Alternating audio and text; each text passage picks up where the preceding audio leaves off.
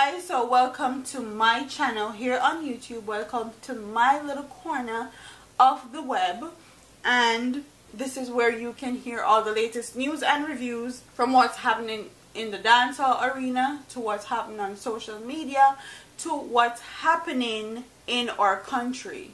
And for all my ladies, you know, hair videos coming soon, makeup videos coming soon.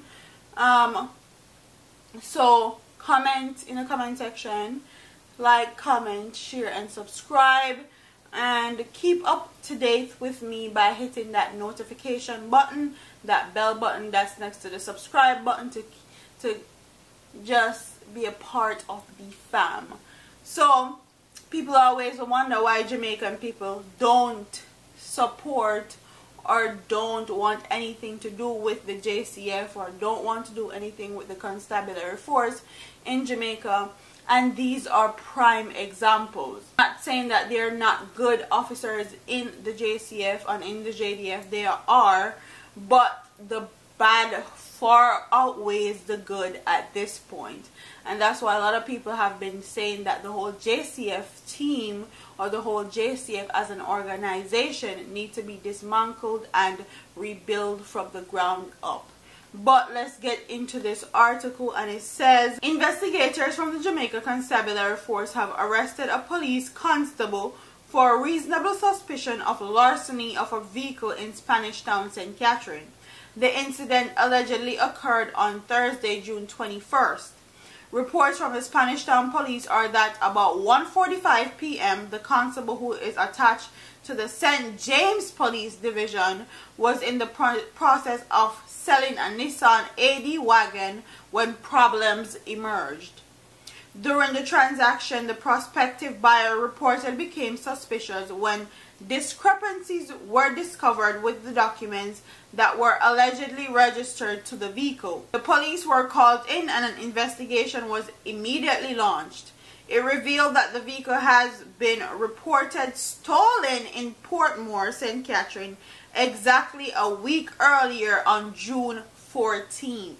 Car was seized and the constable was taken into police custody, but his identity has been withheld pending further investigation. The Inspectorate of the Constabulary IOC is also investigating the development. So this police officer comes from all the way in Montego Bay Police Division, and he went all the way to the opposite, on another side of the island, to sell this vehicle that was reportedly stolen from Portmore a week earlier. And you guys wonder why Montego Bay had all this murder and murder rate, the highest murder rate last year. Like, it's because of police like this. They're in high positions in the JCF and they feel like that they're above the law. They feel like they can do as they please because they are in a high position.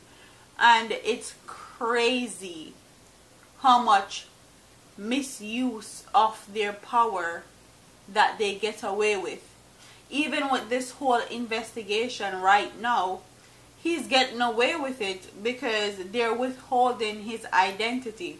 And a lot of these times, these story comes out in the media and they withhold these police officers' identity, and then these same police officers go and do the same thing again.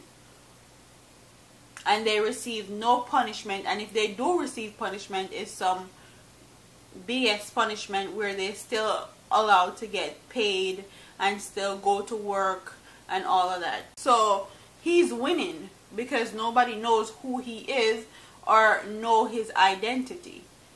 He is winning because he can be put into a position where he can do this again. If his identity was put in the public's eye and everybody knows that, oh yes, it's that police constable that was charged or that was being investigated for stealing that car, people would know to be aware of him and be aware of what he's doing, and also other policemen around him would know what to be aware of when working with him, so they don't get caught up also. And this goes to show why a lot of Jamaican people do not trust police officers. This is a prime example of why we don't trust police officers.